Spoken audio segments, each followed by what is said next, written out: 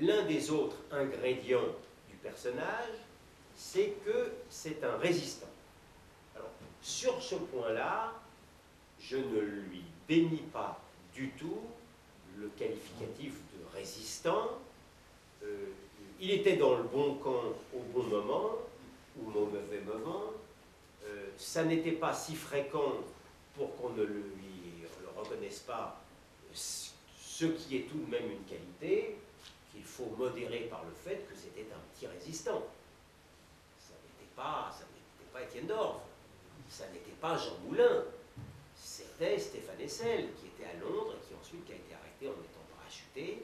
Mais je ne veux même pas dober ou critiquer ou avoir l'air d'être ironique, c'était un résistant. Je fais malgré tout un bémol. Pour que ce résistant soit canonisable, puisque je suis en train de vous expliquer pour quelles raisons M. Hessel est à la fois nobélisable et béatifiable, il faut accoler obligatoirement à son titre mérité de résistant l'épithète de gauche. C'est un résistant de gauche. Si vous êtes résistant de droite, même si vous êtes un résistant beaucoup plus éminent que M. Stéphane Hessel, n'attendez pas un seul instant la gratitude ou l'indulgence de vos contemporains. J'ai pris quelques exemples.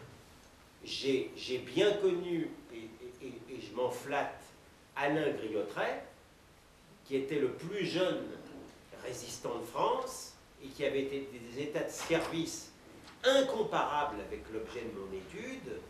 Lorsque Alain Griotret a cru devoir choisir le camp de la droite, il a fait l'objet d'une diabolisation totale sans que ses états de service dans la résistance soient de nature à lui valoir la moindre considération indulgente.